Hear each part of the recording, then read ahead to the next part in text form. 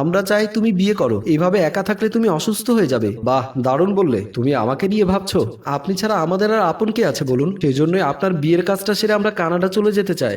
তোমার মা মারা গেছে মাত্র 12 দিন হলো, এর মধ্যেই বিয়ে করব? জয়, তুমি তো শিক্ষিত ছেলে, তুমি স্বার্থপরের মতো তোমার বাবার ভালো থাকার কথা ভাবলে, কিন্তু যে মেয়েটার সাথে আমার বিয়ে হবে সেই মেয়েটার কথা ভাবলে না। জয় বলল, অবশ্যই ভেবেছি, তার নামে ভালো অঙ্কের টাকা ব্যাংকে রেখে দেব। মমিন বলল, আমি মরে যাওয়ার পর যেন খেতে পারে, তাই তো? মিতু বলল, আব্বু, আপাও কিন্তু চাইছে আপনি বিয়ে করে ভালো থাকুন, আপনার একজন সঙ্গী হোক, সে আপনার দেখাশোনা করবে। মমিন বলল, ভালো থাকতে বলছো? আমার গ্যারান্টি কি? জীবনের আলো তো যে কোনো সময় নিভে যেতে পারে, তারপর ওই অল্প বয়সী মেয়েটির কি হবে? আরে আমার তো এক পা কবরে, আমি কেন এখন বিয়ে করব? আমি এখন নাতি নাতনির সাথে খেলাধুলা করব, বাহিরে ঘুরতে যাব, আনন্দ ফুর্তিতে মেতে থাকবো।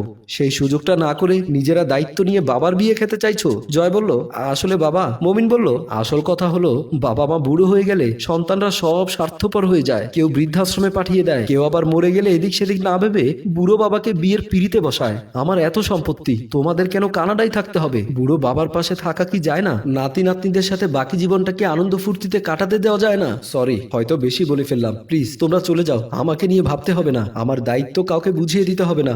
বলেই চলে যেতে পা বাড়ালে হাতটি ধরে মিতু বলল, আমি আর কানাডা যাব না, আপনার ছেলে গেলে যাক, আমি আপনার সাথেই থাকবো। মিমা সাইমকে নিয়ে আসবো, ওরা আপনার সাথে এখানেই থাকবে।